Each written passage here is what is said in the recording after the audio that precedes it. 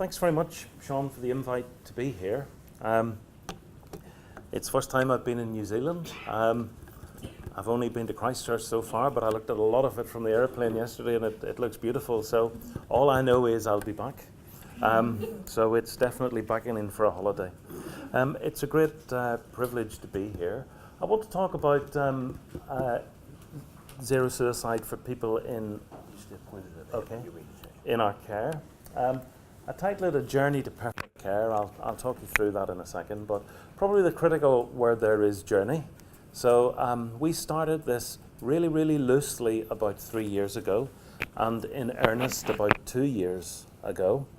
So, and we've made some progress in places, and not tremendous progress in other places. So I'm not coming to you with loads of solutions, but just a story of taking one organisation on this particular journey. So, yeah, you want to move it on? Okay, so I thought it would be useful to tell you a little bit about Mersey Care. We're quite a big mental health and now just recently physical community health organisation.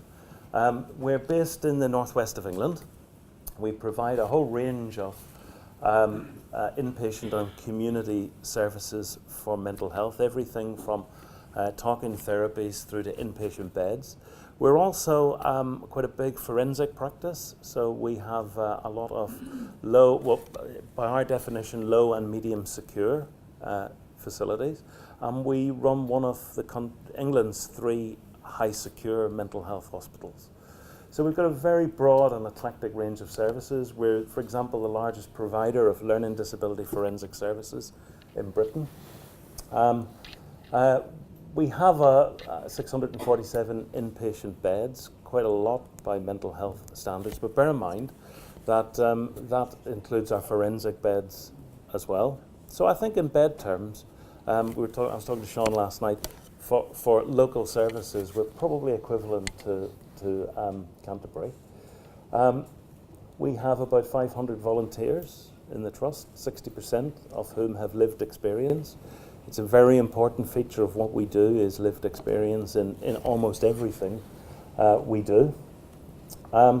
Despite all those beds, about 97% of our contacts are in the community. So we are a very big and vibrant community service, but with a very significant bed base. And that gives us some really great opportunities to begin to think about integrating care differently. The next slide, Sean, please. Our population, almost 1 million people. The population depends a little bit on the type of service we're talking about. For our local inpatient and community services, just under 1 million people. For our high secure services, 1/3 of the population of England. So up on 15 million odd people. We work in an area that has the 5 most deprived areas in England, some of the highest multiple deprivation indices in Western Europe, twice the average unemployment in our local areas, 32% of our children versus 20% on average in England are in low-income families, lots of low-paid families. Merseyside, where we work, is the food bank capital of England. We've a desperate problem with alcohol abuse. We're the drug death capital of England. I guess what I'm trying to get across with facts and figures is we don't work in a community that's where problems are easy to fix. They're deep ingrained, they're multi-generational. It's not unusual in Liverpool to meet people who are now 4th generation unemployed. So really deep-seated social issues. We have the highest level of depression and anxiety, about 20% in England versus 12% for the English average. And the upper quartile new incidence of psychosis in England compared to the rest of England. Next slide, please. That said, actually, we are in the lowest quintile for suicide in our care in England. So it was a really interesting position to be in. And the interesting thing when I first came to the Trust about 5 years ago, I came actually, I should say, without any mental health experience. So I stand here in front of you, by the way, not as a suicide prevention specialist, but definitely a generalist. In fact, I was saying to a friend before I left, I was a bit nervous come to talk to so many specialists. And he said to me, look, don't worry about specialists, he said. Remember, specialists built the Titanic and look what happened there. He said, now Noah, he was a generalist and his boat worked really well. So I'm bearing that in mind. So I'm more of a Noah. But I guess what I come to you as is somebody who's got a lot of experience with changing the culture of big and complicated organizations. And I think what I'll talk about today, as much as the suicide prevention piece, is the need to change the culture of organizations in tackling this particular issue.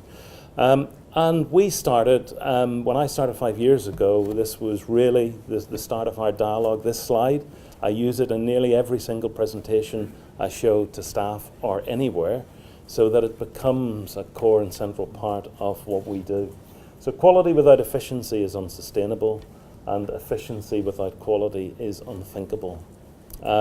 So the challenge we have in our organization is to make sure that we get both of these things in equivalent balance to each other. And our mantra really is improving quality, safely reducing cost, and probably like you in your health services, meeting just a tidal wave of increasing demand. And that remains our key challenge. And in thinking about that challenge, next slide please, Sean, we decided we needed a strategy to help us handle this challenge. The strategy's in the circle. There's nothing amazing about it, but one really interesting thing is, and I hope some of you will come to the other side of the world and visit Mersey Care, but you go into any of our teams and you'll see this strategy on the wall, and our people from those who do our domestic services through to our most senior consultants can talk to you about this strategy in real terms. So it means something to them.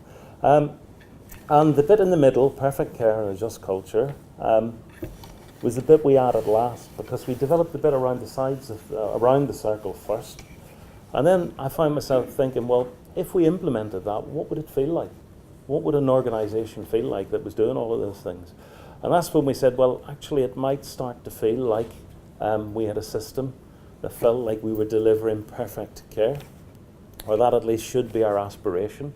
So you can either use the outsides of the circle to drive the core, or you can use the core to drive the outsides of the circle. Doesn't really matter as long as people use it. Next slide, please. And the next one, please. So, well, maybe the next one as well. Oh God, just drop them all down. There's probably 4 points. So, when we started to talk about perfect care, it became very controversial in our organization. What do you mean you can't possibly deliver perfect care? And you know, I think we've all got lots of expectations of perfect. I know when I picked up the 3 flights I was on in the last however many hours it was, I had a perfect expectation that I'd land every time that plane set off. So we do have clear perceptions of perfection around safety culture and so on. Yet we seem to tolerate a massive level of imperfection in healthcare services, estimated variably across the world that some 15 to 20% of healthcare interactions are imperfect. So we decided that actually the thing we needed to do was think about perfect care. And as we thought about mental health services, we thought, well, what would be the best representations of perfect care in a mental health service? So we adopted 3 initially and then 4 BHAGs. So familiar with the term? Big, hairy, audacious goals, yeah? Which are very, very controversial in the organization. We spent a long time talking about them. I think some of the staff would have committed me to our own forensic services if they could have, on the basis of beginning to talk about these sorts of things. But 0 suicide in our care, and we're very clear about it being in our care. And I'll come to why that's important in a second. Before we did that, actually, we had committed, probably 2 years previously, to reduced restrictive practice, described at the time as reduced physical and pharmacological restraint in our services, improved physical health care, and actually we now have 100% cardiovascular health target for all of our patients, And the last bit, adjust and learning culture, which wasn't on my radar at the time, and as I finish this presentation, I'll tell you why I think it's probably one of the most significant things we need to do if we're going to tackle suicide prevention in the way we need to. But that's the backdrop. Next one, Sean, please. By the way, an episode of Perfect Care is always, for us, safe, timely, effective, equitable, efficient, and person-centred. So nothing new in those, either the IHI domains. But it strikes me, and in my conversations both in the Trust and across the English NHS around this, why is striving to get these elements right every time so incredibly controversial? I just can't understand that. So next slide.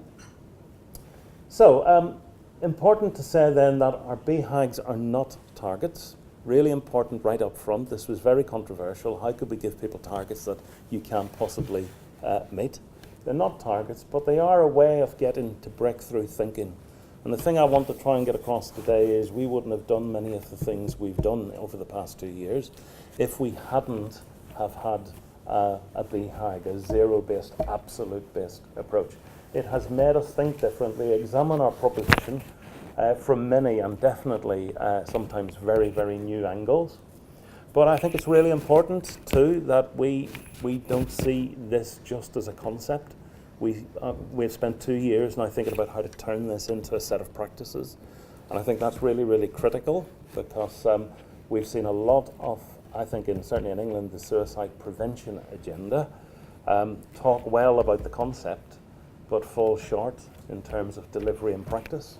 And I think if we're going to excite people about this, which as Sean says, I think this does capture people's imagination in a way that many things don't in the mental health arena.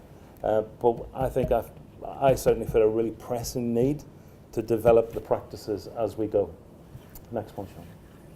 So moving from concept to practice, we've been very clear that we don't want to be in this guy's position, which, you know, as somebody who's been in health services for a very long time, including in strategy and planning, the moment when, you know, you need the miracle to occur and something to fess up to get you to the next stage. So it's really important that we develop this notion of developing the practices.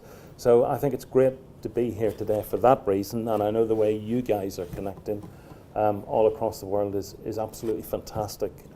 Because somewhere, well, what we know is there is probably a perfect suicide prevention agenda out there. It's just unevenly spread. It's not all in one place. And I think this ability to pull the practices from different parts of the world is a very compelling approach. Next, please, Sean. So what's different then about how we've begun to think about this? We've looked at this really hard. So next one, Sean.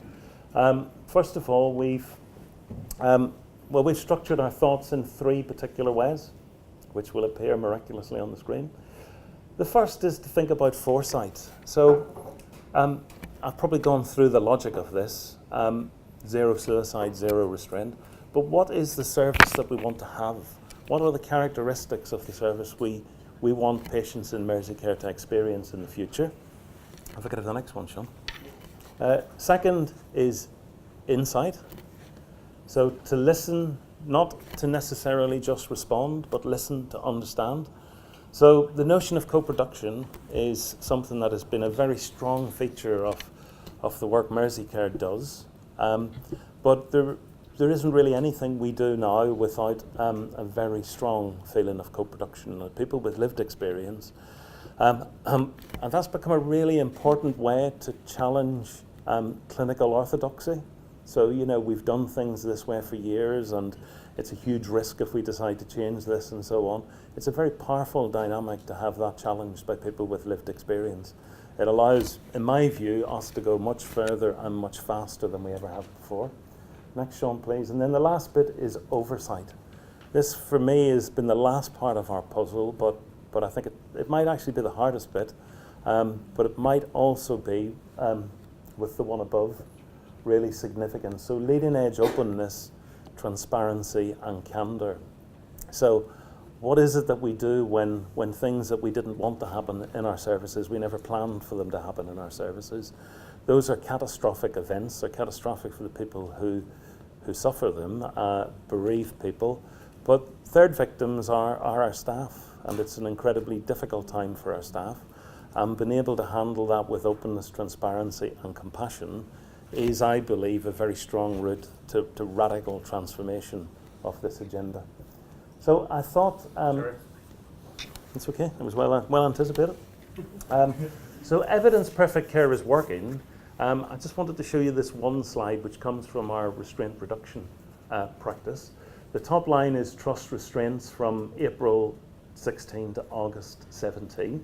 So we see a 40% reduction in restraints. Associated with that, we see a concomitant drop in assaults on staff during a slightly shorter time period, April 16 to March 17. And then at the bottom, the percentage of assaults on staff leading to harm of staff in the same period also drops pretty significantly. So we see 23% reduction in assaults on staff. Interestingly, where this is done on wards really, really well, we see long-term sickness reduced by up to 80% on those wards. So staff want to come back to work on the wards. Patient satisfaction on average has been 93% on all of these wards over the last 20 months. And we've had actuaries begin to look at the health economic benefit of doing this. And we have, in the 2015 period, so the year ahead of this, we saw a saving of about £1.5 million. So I don't know, $3 million, something like that. Maybe I'm overestimating the rate here, but a lot of money actually saved as a consequence of lower levels of litigation by staff and patients as a result of injury, and lower costs associated with having to replace staff with bank and agency costs and those sorts of things. And we're in the phase now of beginning to look at the return on investment on the April 16 to August 17 figures. But if you remember the circle right at the start when we said we've got to fly down the middle, so we've got to make our services safer or higher quality while we safely reduce the cost. I think this has given us very clear evidence that not only are our services safer, they're certainly better for patients, much better for staff, but actually it's costing us less money to run those services. So the proposition is, of course, if you start to do this stuff right in the first place, perfect care is probably cheaper than our current model of imperfect care. So it shows us that I think that this absolutely works. Next one, Sean. So thinking about then, so what I want to do is just run through foresight, insight and oversight. And that's our sort of organising principles really around all of this work.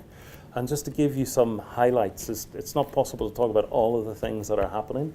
And some of them are still yet unvalidated, so I don't want to put too much unvalidated stuff in. But equally, take with a pinch some of the data that I show you, because I think it's in the green shoots of spring territory, rather than we've absolutely knocked this sort of problem on the head.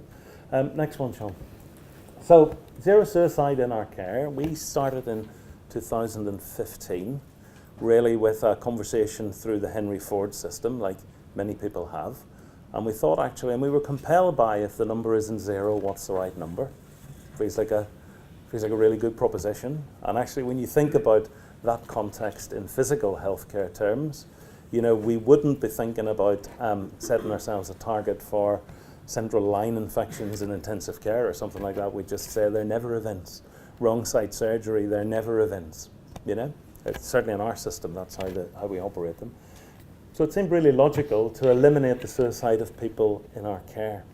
Not people who we don't know about, not even people who are in contact with general practice, because in our system, I don't have control of the general practice space, but from the referral onwards, I do have control. So it's for people we know.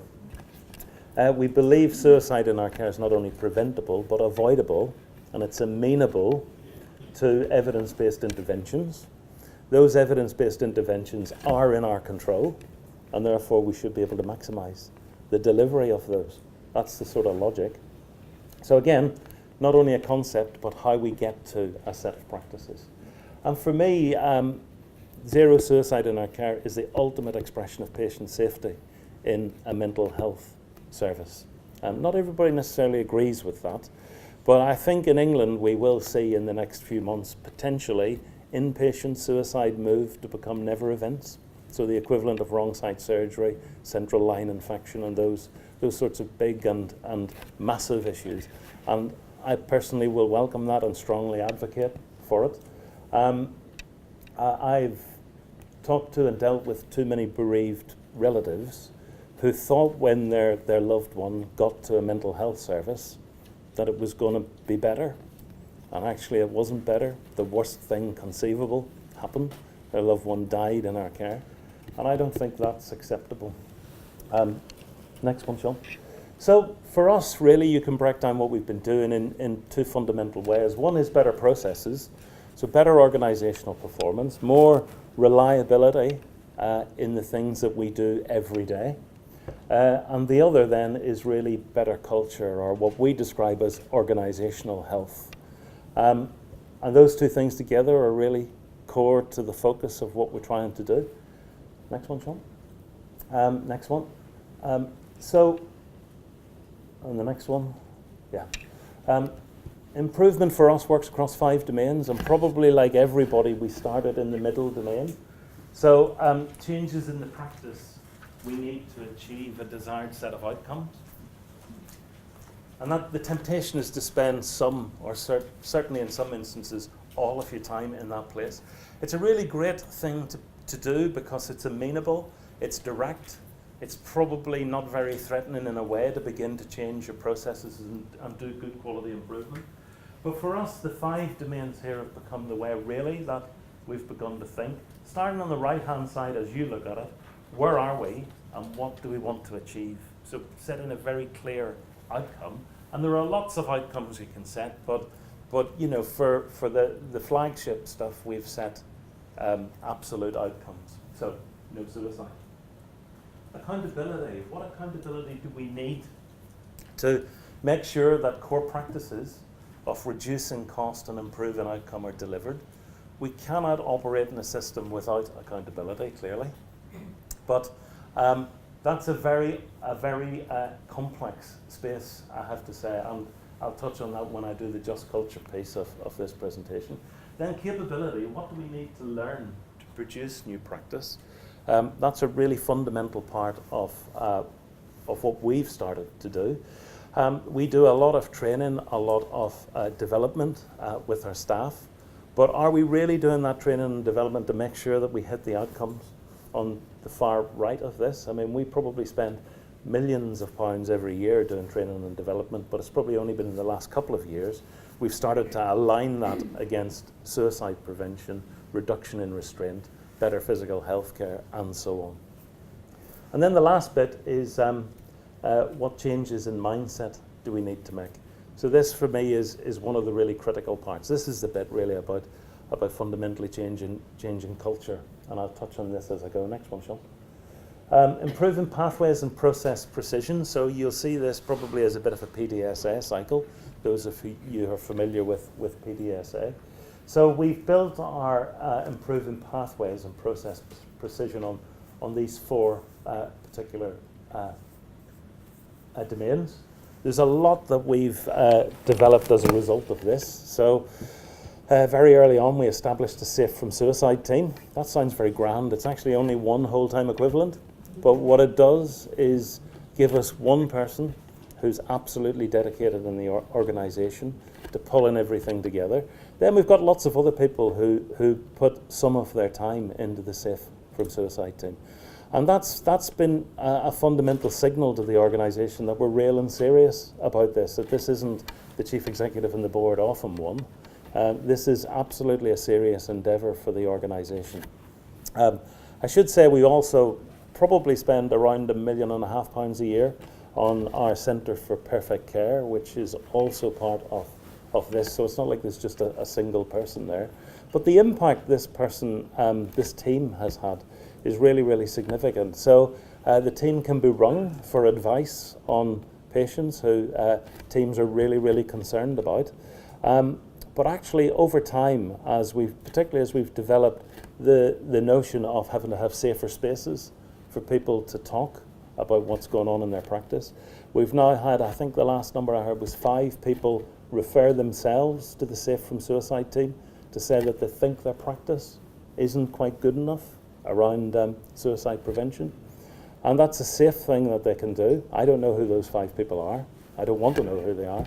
I just want to know that they're referring themselves. So we can get those people into more accelerated awareness and prevention programs and so on. But that's a really important indication, I think, of the extent to which you can begin to really, with very small changes, I think, begin to deliver very significant change on some of these pathways. It's also led us into thinking about new approaches with general practitioners and so on. Okay, the next slide, or next bit of this slide, Sean. So, but I suppose what I'd say is that the pathway precision stuff, thinking about making sure that you get absolute reliability in the stuff we do every day, feels to me like it's in the necessary but not sufficient category. So it refers to the previous slide with the 4 other components. It's really important to increase the precision of our services, I'd say.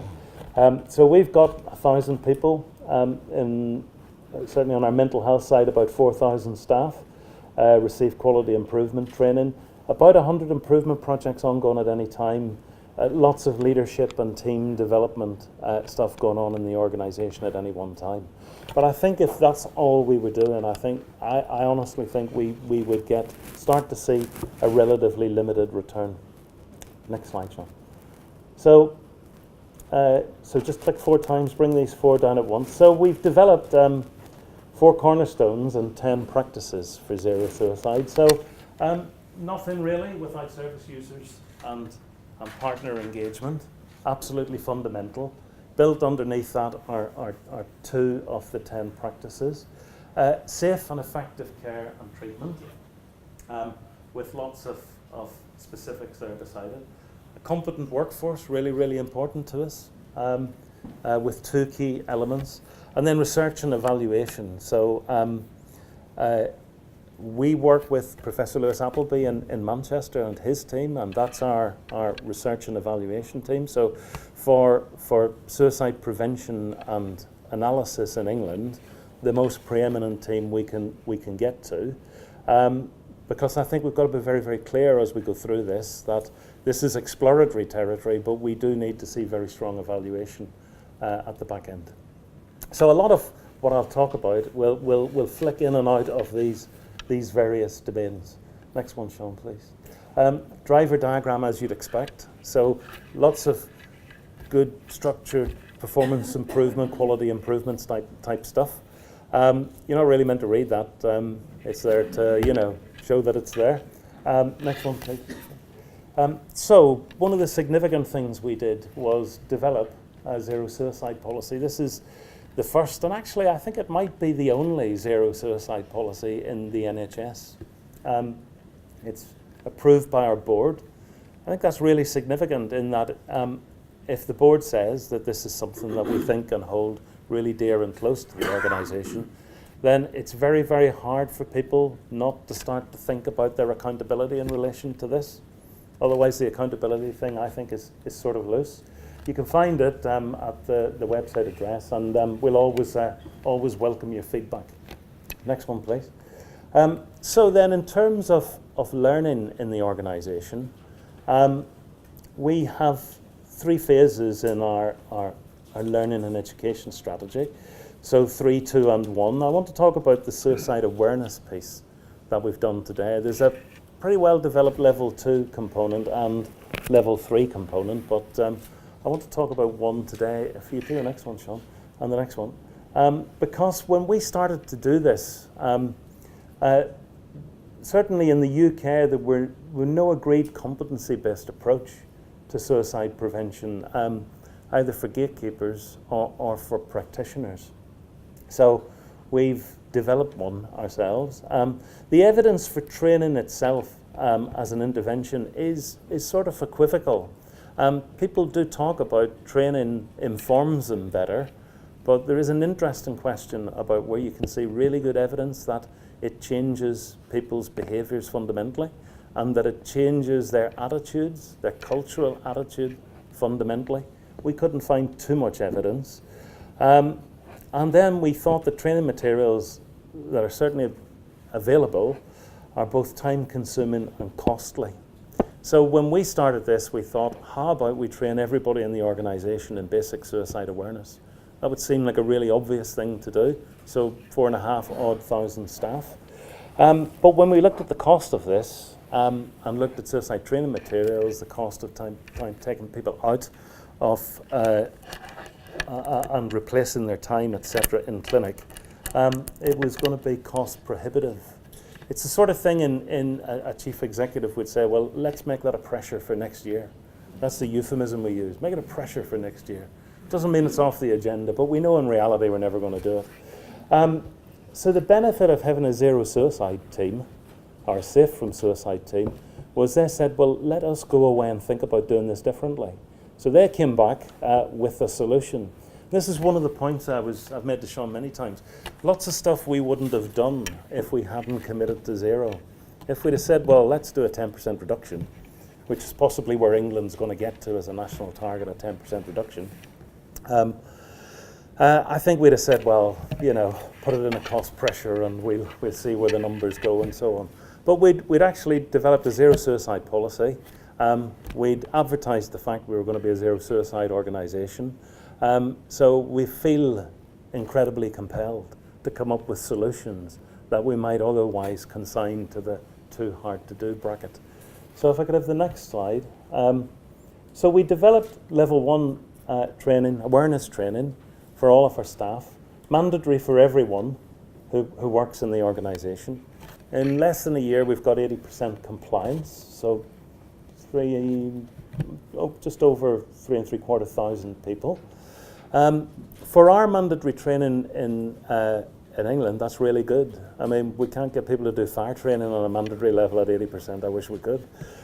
So what it tells me is our staff's imagination has been captured a bit by this whole thing.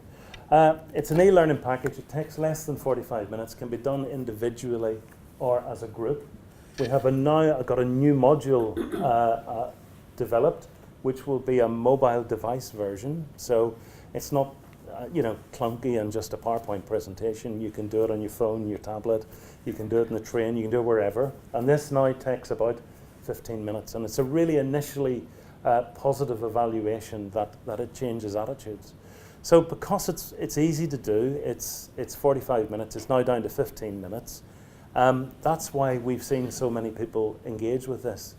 And it's cost us the princely sum of £3 per head to do, we reckon, versus about £1,000 if we were to do it on a out of work on the day basis. So we are making our service safer and cheaper at the same time as we do this. So next slide, John. So this is a part. I'm going to run through 5 slides really quickly without much detail in it. But this is the new mobile pages. Next one, Sean. So let's talk. There's a course aimed at raising awareness to get people talking. So core to us is it's preventable and avoidable. Suicide impacts all of us, and suicide is very personal. Next one. The course is, of course, littered with facts and figures, but it's also littered with personal testimony of how tragic suicide is when it touches people's lives. Next one, Sean. And this is, I think, what's really good and engaging about this is it presents scenarios and coaching that lends real experience. So you can go down through different scenarios with three different scenarios. And as you go through the scenario, you can go back and get coached on what you might have done differently as you go. So next one. So the idea is to feel more empowered, more confident in spotting and handling different conversations. So we've got this now right throughout the organisation, or at least the progenitor of this we have pretty much throughout the organisation. Next one, Sean. So what really struck me was we do a before and after questionnaire, and the 2 questions that stuck out for me were, is suicide a selfish act, and is suicide inevitable? And if you look here, the before and after for our professionals, so 20% down to, I don't know, 15. For our corporate staff, our non-clinical staff, about 80% down to about 12%. So a massive shift in the perception that suicide is a selfish act. Is it an inevitable act? Big shift with our clinicians. I find it really interesting that our clinical position is so high, 55%, that suicide is inevitable. And I think that's a really interesting thing that we've discovered. And then again, if you look on the corporate side, again, another really, really big shift.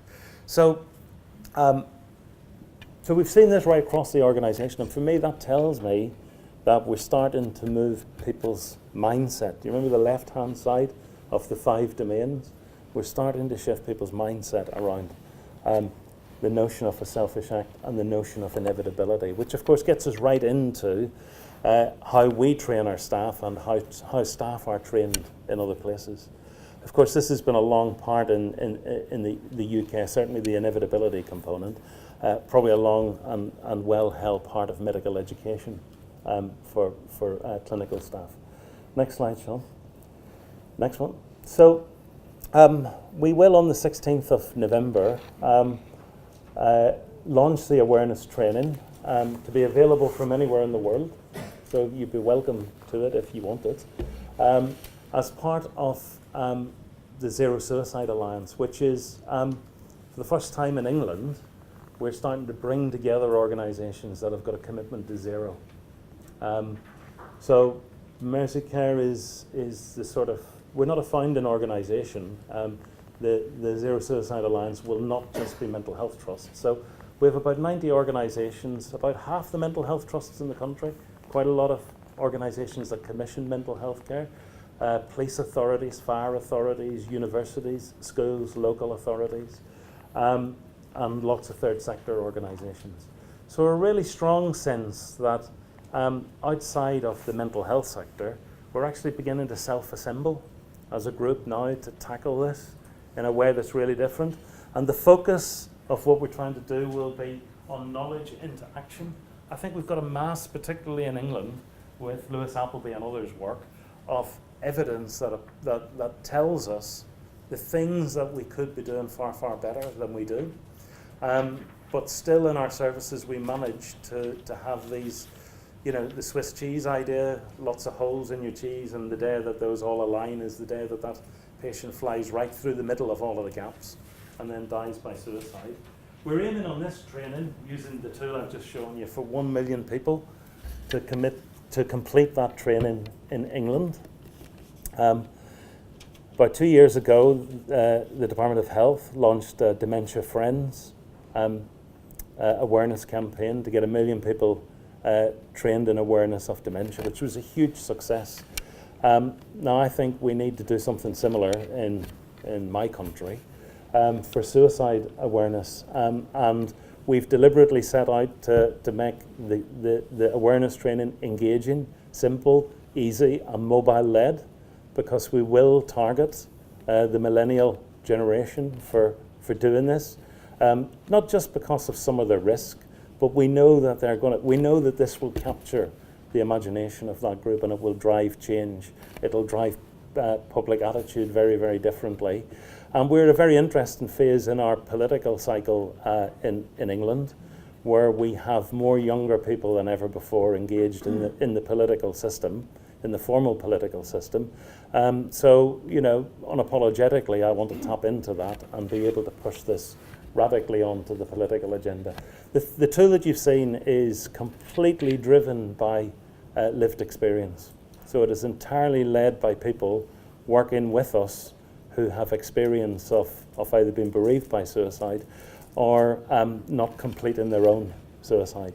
So it absolutely is not, it's not an officialized approach, if I can put it that way, from mental health services.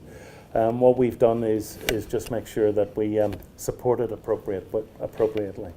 But this is something that if you're interested in, we'd be more than keen to work with you guys in New Zealand in you having this and developing it. Next slide, please. Our competencies are relatively straightforward and clear. There's nothing surprising there. If I could just show you the next bit, please. If we think about safety planning as a critical bit of what we do, we focused very hard on developing safety plans in the organisation and then developing compliance with those safety plans. So really important to tackle the capability and the accountability story in there, but also the reliability piece as well. So where we see our safety plans really well adhered to, since 2016 to date, we've had 0% readmissions to inpatient wards where the safety plan is fully implemented, and a 50% reduction in presentation to the emergency department for those discharged with a really good safety plan. So it's a good example of how beginning to shine the light on stuff makes us address some of those issues. I mean, it would seem logical, wouldn't it, that if you're going to go to the bother of risk assessment and safety planning and all of those sorts of things, that you would do it really well. But in big, complicated organisations, things drift. There are lots of priorities. So what this does is allow us to say, these are absolute priorities in relation to what we do. Next, Sean. Team safety plan. So I don't know what your organisations are structured like, but ours are not all clinical teams, but quite a lot of our non-clinical teams get calls from suicidal people because somebody rings the trust and the trust puts you through to a number that's got communications on it or something like that. So we end up with a lot of calls into the organisation, and our experience was people didn't know how to handle them, people didn't know what to do. Folks would say, well, actually, I'll push you through to the crisis team and, you know, press the crisis number and set the phone down, and guess what? The crisis team's busy and doesn't answer the phone, and you've seen these scenarios develop before. But this is our plan. So in our communications office, if we get a call like that, everybody's got a little red flag, and you can hold the red flag up. The room goes quiet, and we get some professionals around. So our philosophy now is we never lose the call. Don't ever lose that call. Get help to that person. Again, something we wouldn't have done, I think, if we hadn't been so deeply involved in doing this now. Next, Sean, please. The problem of measurement. Right, this is really the one where you hit your head off the wall all the time. The lag in data, so either the numbers or the rate or anything like that, is so great that it feels to me like we're trying to drive down a highway and you can only look in your rear view mirror. It's the only mechanism you have. You've no speedometer, nothing else. So you're always looking 2 or 3 years back. That's a problem. So we've been thinking about comprehensive dashboard to establish at least our best position, the things that matter, the things that we know the evidence shows really matters. The need to establish better leading indicator sets. And we've begun to think about new predictive analytical tools as a way of trying to move away from, even if it's the recent past, to start to try and begin to think about, can we predict a little bit more about what tomorrow looks like. So a few slides very quickly on this one. So what we're saying, the next one please too, Sean. What we're saying is, in terms of caseload per 10,000, we're seeing a progressive reduction in the trust's suicide rate. So you see where the zero suicide program started, and we're seeing about a third, I suppose, slightly under a third reduction in the suicide rate across the trust. And this is a time when the suicide rate has very slightly crept up in Merseyside. Only marginally, but it's crept up in the general population. So we do think that this is something to do with what we're doing. And it matches very well to the point where we have started to see the reduction with the start of the program. But I mean, we've got an awful lot more work to do on making sure this is clear. But this is stuff that we'll evaluate, and we'll do it with Appleby's group in Manchester, who for us are the gold standard in computing these numbers. Next slide, Sean. Getting the basics in place. This is our zero suicide dashboard. So if we think that preventing suicide is an absolute priority for us, and people have said to me, we don't need zero for it to be a priority, my question back has been, well, why then can't we in one dashboard, at the click of a button, see all of the information we need to see to assure ourselves, actually, that we've got a grip on all of the moving parts? And I think we're probably in England one of the most developed, if not the most developed trust around this thinking. I couldn't get this information. It's taken us a year to pull this dashboard together. So it wasn't anywhere. It was everywhere, but it wasn't one place in particular. And we hadn't thought about the data and the type of data and the reporting and the regularity and all of those types of things. Now we've got it in one place. So again, we wouldn't have done this work. We'd probably have shrugged our shoulders and said, do you know, it's a bit too hard. But now we can, very soon at a glance, start to understand where we are. Next one, Sean. Then a few slides about how we're beginning to look at measurement and harm in a very different way. So this is all about artificial intelligence and machine-led learning and natural language processing and some really funky stuff that, other than being able to say those words, I don't understand it. But it's really based on predictive analysis using a connection we have with the Stanford Health System in Silicon Valley to be better than human beings at predicting suicidality and risk. Now, there's a controversial statement that'll warm the room up, I'm sure. But that's what it might be able to do for us. I'm not saying it will, but it might be able to do that for us. And then we combine that with a notion called design thinking and an empathic approach to problem solving. It's co-production, you know. Talk to the people who are at the front end of this, and they'll tell you how it needs to be. We don't need to second guess them. And then rapidly understanding of failings and rapidly turning that knowledge into real learning. So we've been using, it's called Evidence Pulse, we've been using incident reports, patient complaints, claims reports, peer review. Ultimately, we will put our electronic patient record information into this, but it's starting to give us some really interesting opportunities. Next one, please. So, next one. So, in terms of a leading edge indicator, we've been beginning to look at self-harm. Self-harm presenting to clinical services, so not quite the apex of this pyramid. So we've been looking at clinical outcomes and routine evaluation, an approach that allows us to evaluate the outcomes benefits of particular interventions. So we've been looking at something called hope therapy in our ED services for self-harm patients. So in England, a lot of self-harm patients are collected in the ED department, but actually very little is often done for self-harming people. So we've begun to put some simple interventions rapidly into place for people. And the impact is, if you look at this core score, a reduction of 5.35. A 5-point reduction is a statistically significant reduction. So we've seen a 5.35 reduction. So indicating, and this is ongoing evaluation, of course, we'll be able to tell you more in time. But the number of days between referral to first appointment offered for intervention is an average of 14.71 days. That seems like 14 days too long. But actually, it was as long as a piece of string before we started doing this. There was no time limit. So it's a bit like, I think, you know, having a cardiac event and been told to come back 14 days later. You know, we get around to it. Send an ambulance in a fortnight or so. It's just ain't going to work, is it? But it's an indication. So it's work in progress, but it's changing the way we're beginning to think about this. Next one, Sean. Finding signals in the noise. So using Innovance Pulse, we've been able to pick up a growing trend from 2011 through to 2015 using historic data of some very complex self-harm incidents. So these are ligature incidents principally, but not off ligature points. So really, I suppose I'd describe them as extreme self-harming. A number of them have resulted in fatalities that the coroner ultimately concluded was accidental death rather than suicide. But it's given us an indication of us being able to feed very large data sets into Innovance Pulse and be able to pick the signal from the noise, because it's very, very good at doing that. So the implication for us now is not only do we have knowledge of the method, but date, time and location, but now as we feed more information in, we're starting to look at staffing, the levels and skills of staff on the wards at the time these things happened. Medications, mood, we're even beginning to now track through what the weather was like.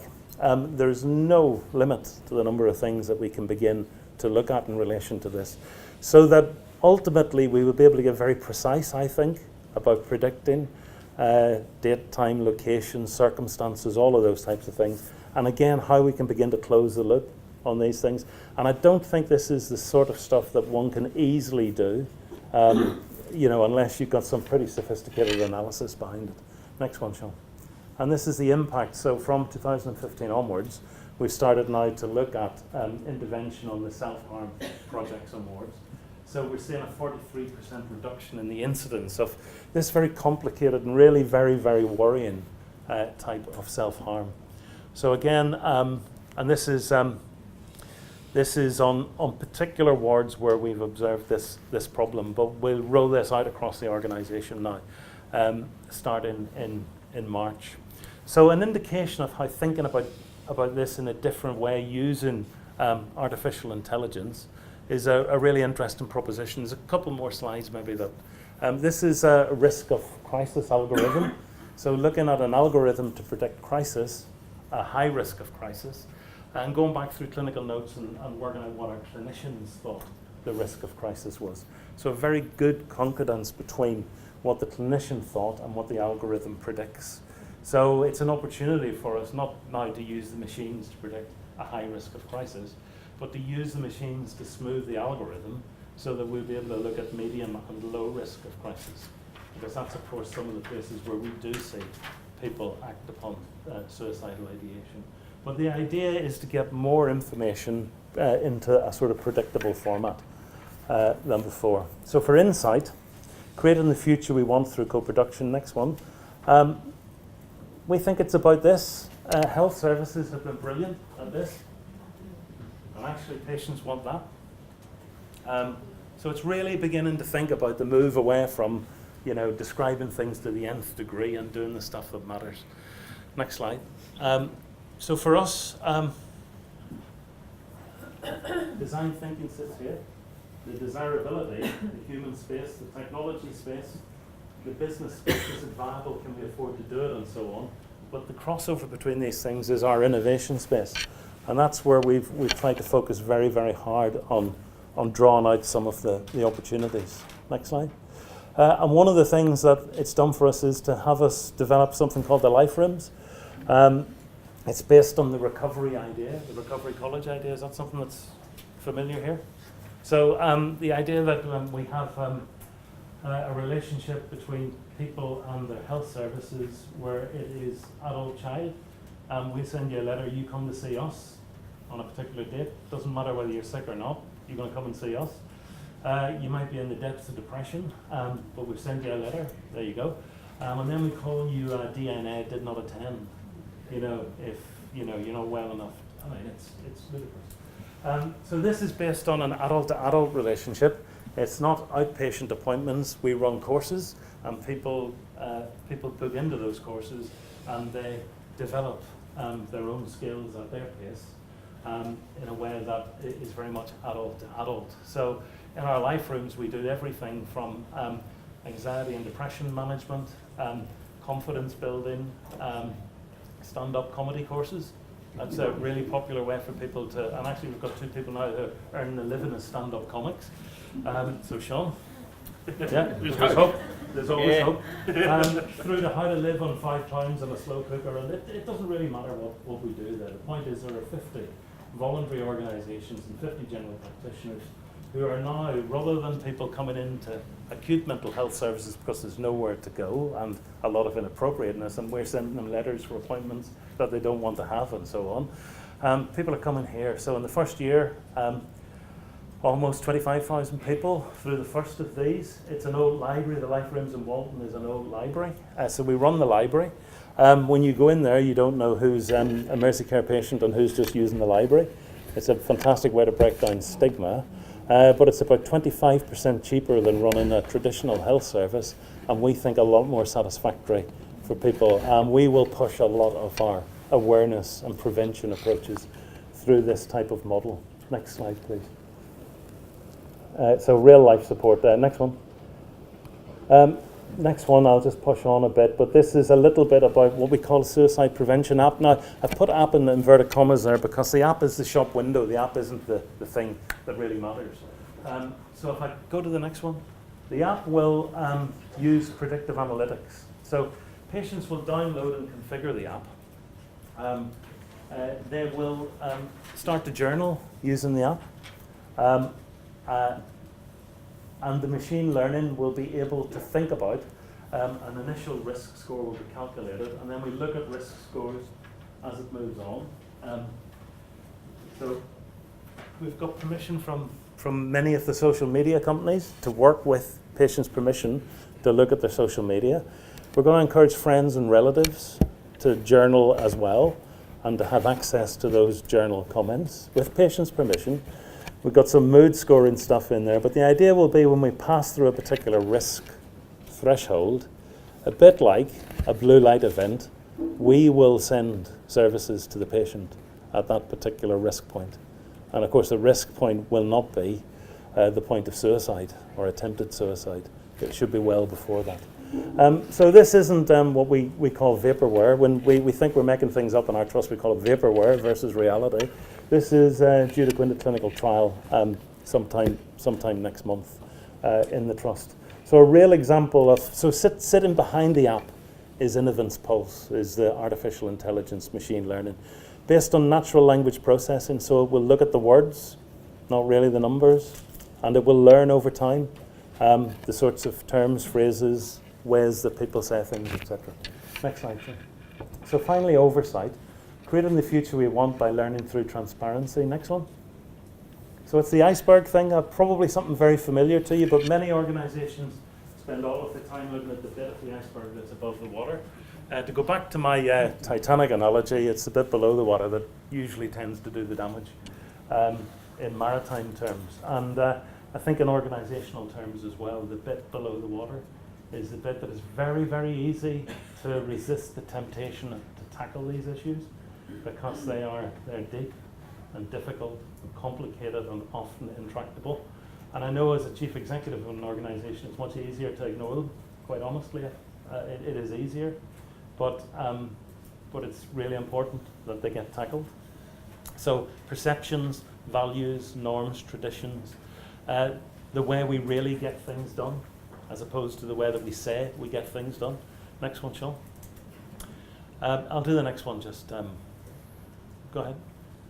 So operationalising transparency and candour in our organisation has been about thinking about what we do around incident reporting. So we're a very, very high reporter of incidents. And what we've seen over time is the severity of our incidents drop. So most of the incidents we can categorise as relatively low impact, relatively low harm and safety, but a very high reporter of incidents. We've seen that shoot up over time. We're just now finalising the data on that. Risk identification, thinking about a specific approach that identifies risk, not just suicidal risk, but risk of harm more broadly in the organisation. 72-hour root cause analysis process. So can we in 72 hours get out the information we absolutely need to get out? We know, as I was talking to Steve last night, it takes months, sometimes years to complete these things. But we're thinking that in 72 hours you can get an awful lot out, particularly if you think about underpinning it with a just culture. In other words, it's okay to talk, it's safe to talk. One of the things we think is the slowness in reporting we've observed is it's often impossible to talk to some staff members about what happened on a suicide incident, because it's not infrequent for staff to go off sick. It becomes a traumatizing incident for them, but it's not only traumatizing for them, they feel threatened by a process that starts with investigation, moves on to evidence taking, talks about tribunals and all of these sorts of things. It feels like you're in court even though you're not necessarily in court. And we don't think we can get to learning unless we've got a just and open culture. The last bit is early resolution, which is really important. If you push on. Early resolution and candour. So bereaved people can involve me or the medical director within 24 hours of a death. Interestingly, it hardly ever happens, but it has happened. But hardly ever happens. But it's frequent now that people want to see us at some stage. Reports are shared well ahead of the coronial process. So it's not unusual in England for the first time that bereaved people see the reports into an event is at the coroner's hearings, which just doesn't seem right. So we are now well ahead of that.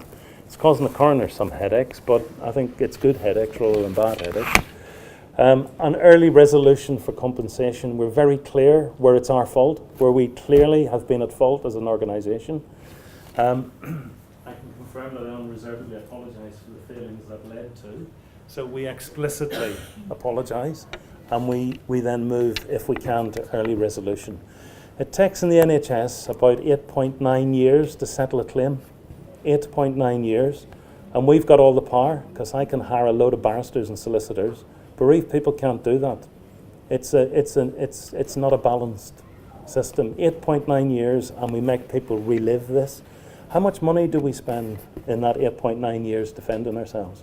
Rather than saying, look, it was our fault, can we come to a resolution, an early resolution of your loss, and a rapid resolution of how we improve things in the organisation?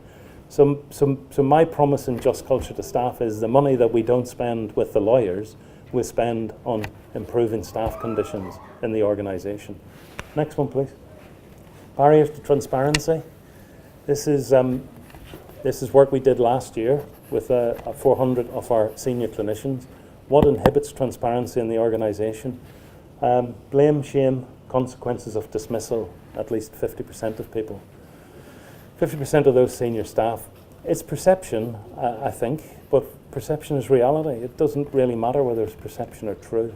But this shocked me and our board, because we don't set out to do this. But if in your organisation this persists and you don't tackle it, I don't think you'll ever get to openness and transparency, and therefore I don't think you'll ever really get to learn from the things that have gone wrong. Interestingly, we've asked other organisations to do this, and we've yet to encounter an NHS organisation that doesn't look like this. I'd be really interested if you've done this in your organisation and what your staff think. I bet it's something like that. I'm just prepared to put a bet on at this stage.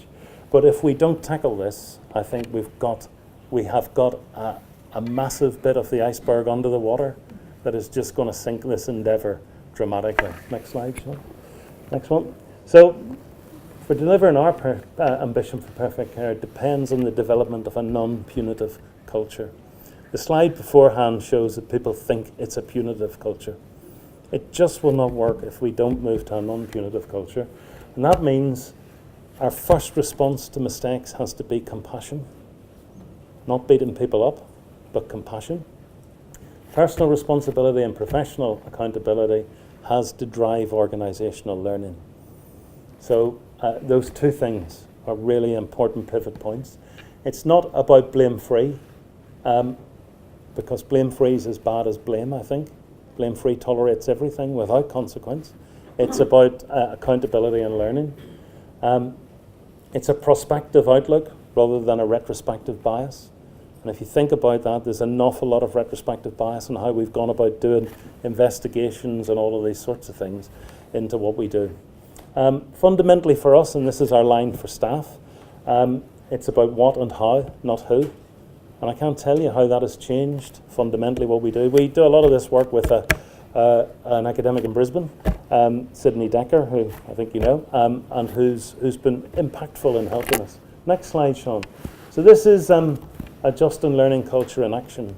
So staff said to me a year ago, this,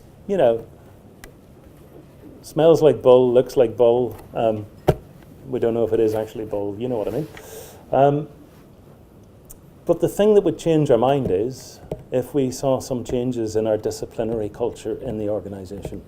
So in January 16, we had about 33, around 30 odd active disciplinary cases per month across Mersey Care.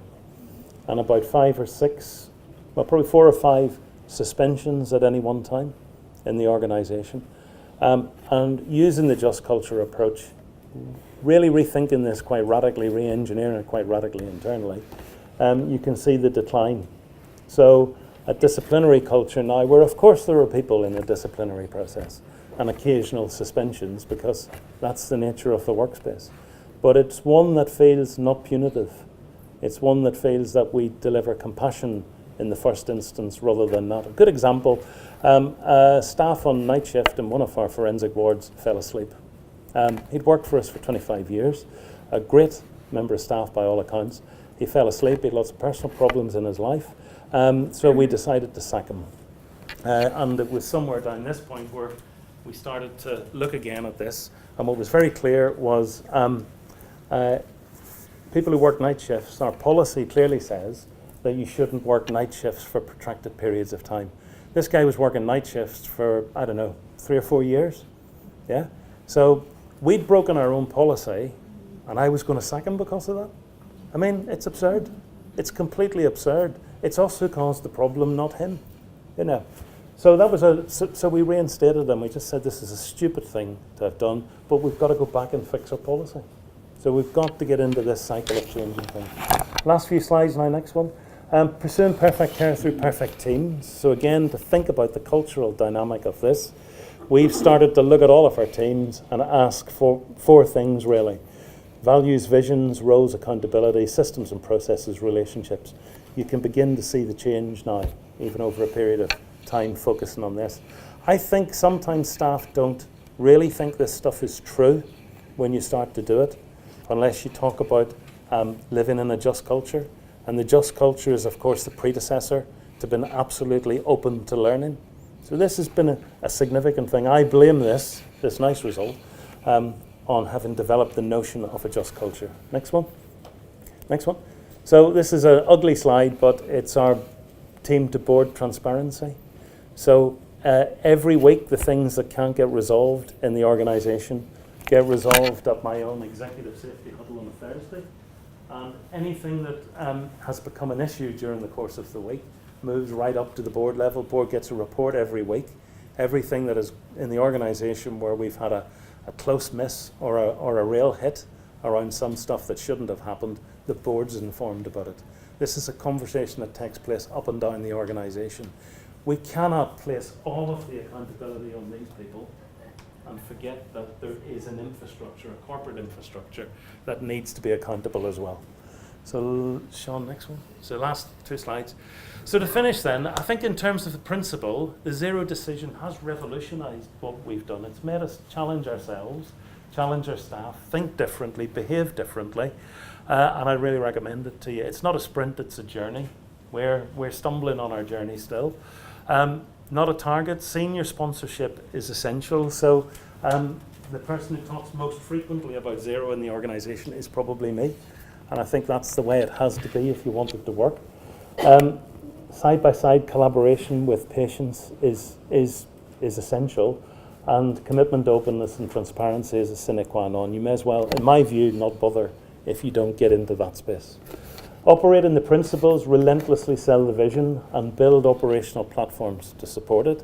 This won't happen by magic. Prototype, design relentlessly. You've got to change your training root and branch, I think, to get a real grip on this. This is a critical bit. Be there in clinically difficult times. This is not simple stuff for our clinicians to handle. It's potentially very threatening. And if you're in a position of authority in an organisation, you have to be there. And staff have high skill levels and are really capable of innovating. Just liberate them. But it's hard to liberate if you don't have a just culture. Last slide then, Sean. A can-do mindset's more important than resource. To be honest, we've put very little additional money into this, and nobody's given us any money to do it. We've decided to use the money we have differently. That's not to say that we don't need some additional money for it, because Sean will kick me if I say that. But we do need extra money, but you don't need it. You don't need it to start. It's about collective intelligence, not individual genius. It doesn't matter about the individual geniuses. It's collective intelligence that matters. It's about empathy, not ego, a really, really important message. For us, respect has become our prevailing value. We've got 3 other values, but respect feels like it's absolutely critical to make this work. And the old adage, culture eats strategy for breakfast, but it eats your operational excellence for lunch and just about everything else for dinner. So if you don't tackle the culture, I don't think you really tackle this problem. And I think that's the last slide from me. So thanks very much for listening. I know I was over there.